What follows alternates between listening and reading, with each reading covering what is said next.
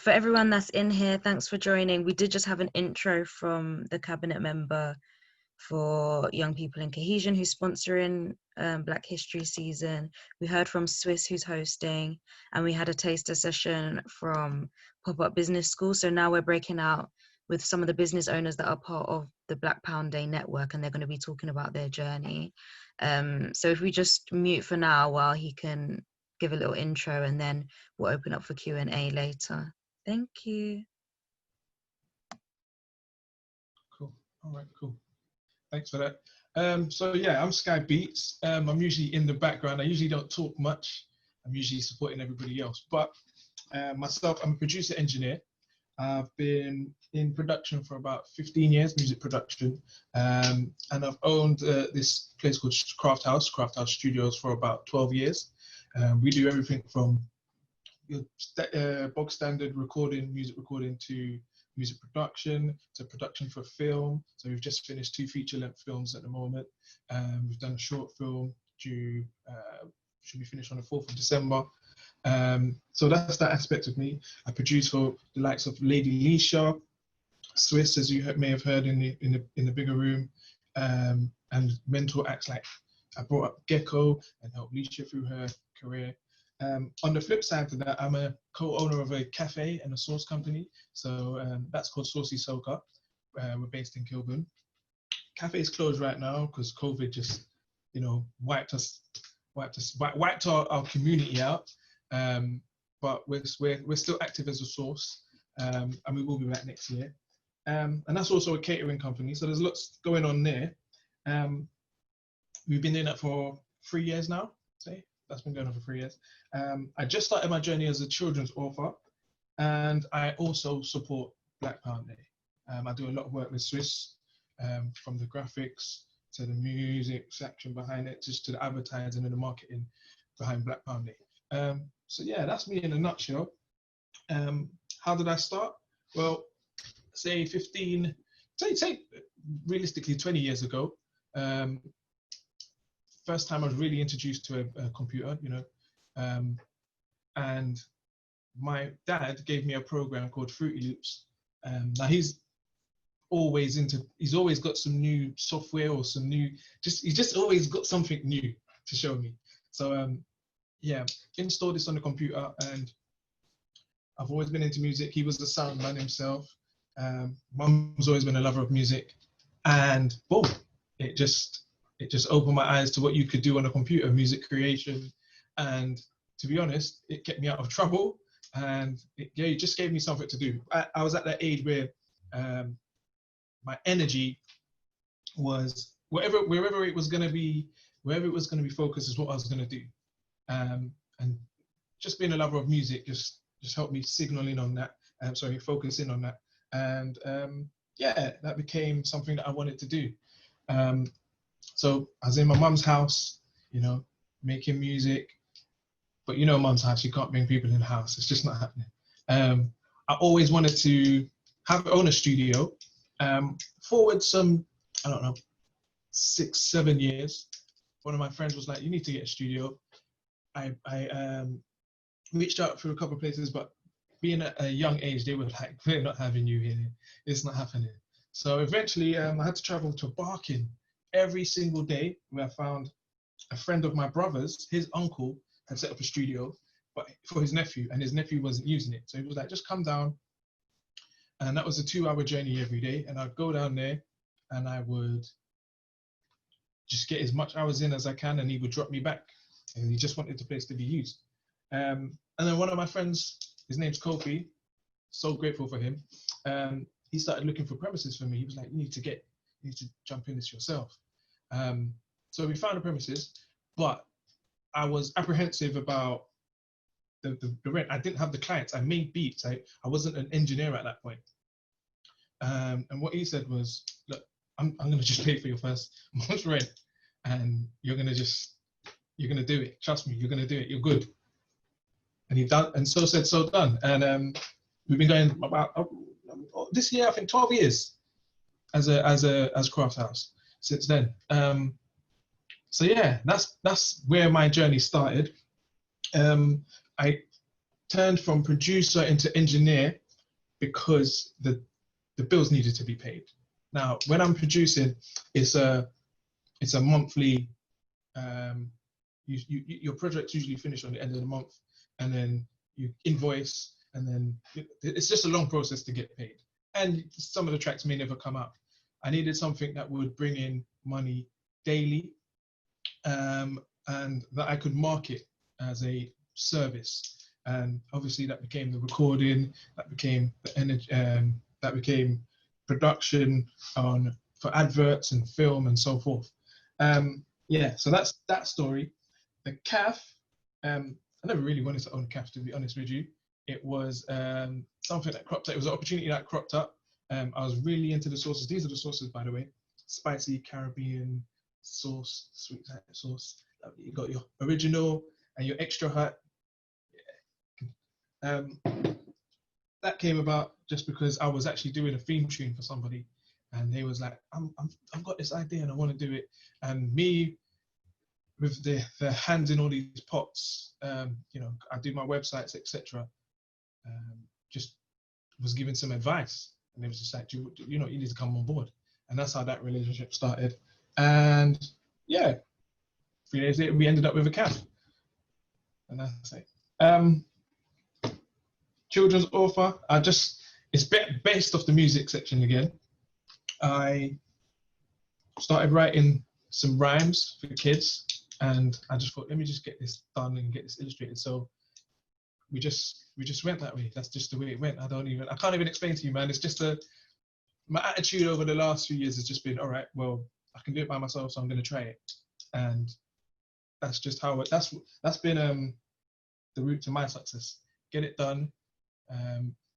Stop second guessing yourself and roll forward.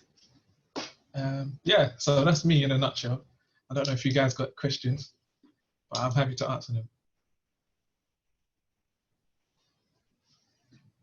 What was your main challenges when you were starting up your studio, other than the rent itself? Getting people to honestly believe that you are worthy to head their project, to be honest with you. Start that.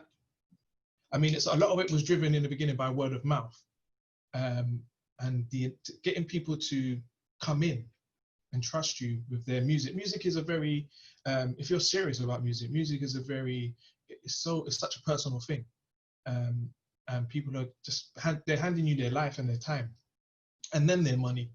So that was one of the challenges, getting people to trust you. But once you've built up the trust, it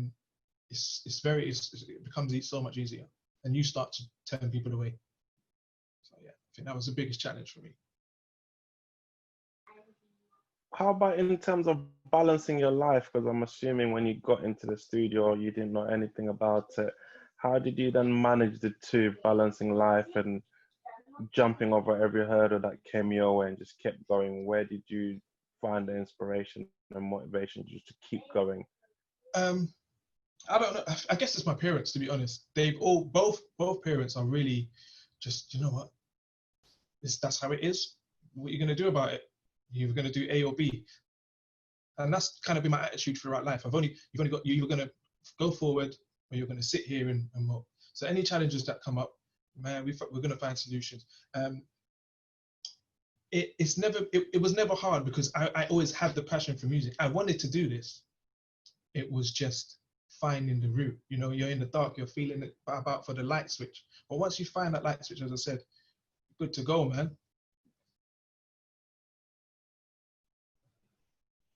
I see a question here. What advice would you give to someone who wants to own a studio? You got to think, why do you want to own a studio? If you want to own a studio for just to produce music, then really think about the space that you need. You don't need a crazy amount of space. You don't need a crazy commercial space. Things to look out for is security, 24 hours, and other studios around, because if you're going to be a commercial studio, you don't want client poaching, and you don't want, you don't want to alienate other people who are doing music because they think other people might hear their music from the other studio. That's one of the things that we had to get around here, but we're good now because we got most of the building downstairs. Anything else? Do you think it is easy for your next? Do you think it is as easy now for the next training to make these breaks, or is it harder? I think it's 10 times easier. I think it's easier because the industry for us now is just accessible. I mean, you don't even have to, like before when I was starting, it was still labels. You had to go to the labels, you had to talk with the labels, you needed a marketing budget. Now, you need Instagram and Fruity Loops or Logic, and you're good to go. And let's be honest, man. They're making better money of endorsements and etc. It's a lot easier now. People want to get involved. It's cool. It's seen as an investment now, where it wasn't really not black music. It wasn't really seen as an investment back then. It was seen as a risk. Now everyone wants to get involved. So does new talent get swallowed up by bigger fish easily? I don't think so. I mean, a lot of the new talent I come through now are doing way better than the staples that have been about. Sometimes you don't see it because Spotify allows people to be paid in other ways from streaming. And then you have YouTube. And sometimes we're just not tied into those audiences, or we're just not their market. We're not their target audience. But people who need to know about them. For example, I have 2 clients. One of them from Italy, massive in Italy, big. Nobody knows him here. I have another friend from here. He goes to Europe. When he's at the airport, he's signing autographs. Here, nobody knows him. But they make a very viable living. They're doing very, very well. And yeah, it's just easier. There's just a lot in the marketplace, so you may not see everything flourishing, but it definitely is flourishing. As you said, at the moment there's a lot in the market, so the market's kind of like saturated depending what industry you get into. How can one then separate themselves to stand out as a business? As a business or artist? Business or artist? I'm more interested in the business side of things. Okay. Or you can tell us about both. Okay. For me, business, I always listen to how people see my business. So when we were creating these, I took the sauce, let people taste it, what they thought about the branding, and people are 9 times out of 10, you're going to get similar reactions. And it's just for you to listen to that. That's what you want to base your marketing off. That's what you want to base your direction off. You can't fight the direction that people naturally see you in. It's very hard to fight it. If people see this as a mid-level Caribbean sauce, then for the majority, it is a mid-level Caribbean sauce, and you should market it as such. And the same as an artist. But with artists, what you find, a lot of people now, they're not original, they're copying. So when someone original does come, same as in business, when you see something new, fresh and shiny, you haven't seen it yet, you want to experience it, you take it in, and then if it's personable to you, then that's the whole show run there. So let's assume we run with the fact that, as you said, it's very true. A lot of people are not original, but at the same time, it's very hard to be original and come out with different ideas. So let's assume someone is going to copy something that's been done out there, not saying it's wrong. How can then that person take it to the next level and surpass its competitors? The way I see people surpassing, and the way it's always about introducing something new experiences, and a better service. The only way you're going to improve on something is better service. You've got to give it to the customers in the way they want it. And that's just the truth, man. Yeah. There's another question here. Sorry. What's the favorite about all my ventures? Music again, is my passion. I love to be in here and create. I love to mentor and help other people get to the stage they want to be. I've helped a few people into their deals. I've helped a few people come back out and reinvent themselves. So it's definitely music. Although this is a labor of love. This is something I always wanted to do. So when I had the opportunity to do it, it was good.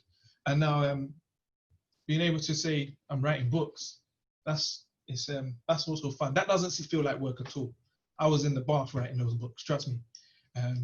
So yeah, that doesn't feel, none of it feels like work until it's like 4 o'clock in the morning and I want to go home and the next artist wants to come in, because we're 24 hours here. So that's the only time it feels like work. How vital was networking for you? Obviously, for you right now, it's a bit easier. You've got a name brand, you've got a lot of celebrity or well-known endorsements behind you. Take us back to when you started off networking. How important was that, and how can the likes of me starting up my own business use that in today? Has it changed much, or is it better or easier? I've always been known to do what I say, and as a business. So if I say I'm going to deliver at 4 o'clock, your items are going to be ready at 4 o'clock. If I say I'm going to do this for you, X, Y, and Z, that's what's going to be done. And you're going to get exactly what you paid for, and you're going to get it on the time that you paid for it. And for that reason, you're going to recommend me to a friend, and I'm going to retain your custom. And that is what I've been able to continuously propel through my network. And those things travel. And word of mouth for me is just been the greatest thing, because people will talk, and that will elevate you or not, depending on what they're saying. And there's another one here. Sorry. What advice would you give to a younger version of yourself? A younger version of myself, I would tell him, listen, get on with it. Like, don't worry about not succeeding. And you're not going to succeed in everything. That is it. You're not going to know everything. You're not going to succeed. And upskill. The reason why I think I have been successful is because I've continuously upskilled. So I had to learn to do my website. So I did some Photoshop. I did some coding. So I can do those aspects. And they're transferable skills. You know, from sales to whatever. You just study how people sell, how people interact, and how people market. And it just helps. It just helps in your network, because people can see that you have transferable skills that they can use. And in any networking situation, it's about give and take. I can offer you this, and you can offer me that. Let's work. And when people can see that clearly, and they feel comfortable, you're bound to do something in some capacity, or at least keep the relationship alive until you guys can work together. So, yeah, relationship building and loyalty has definitely been a big part of maintaining my network. As I said, up to now, I'll give you a story, like for Lady Leshur, especially, she's had the opportunity to work with some of the bigger producers than me, from Swiss Beats to Timberland, in the capacity. And she said, I would, if I can bring my guy with me. And that's because she knows I deliver. And yeah, I have to big her up for that one. I have to definitely big her up for that one. But that's just, like I said, that's because of the relationship we've built. And anytime she wants something done, it could be 4 o'clock. If I'm free, we're in here and we're getting it done. And that's where the loyalty comes from. Any more questions? Hi. So you started, you got the studio, so that's a whole learning curve. That's all fresh, and you're working it all out. Do you feel like there were some business models, even though the product is different, when you started doing your source or your book or everything, or anything else in the pipeline? Do you feel like you could build upon what you learned, even though there are different areas? Definitely. As I said, it's all been interchangeable. But I think most of all, what I've learned is how to deal with people.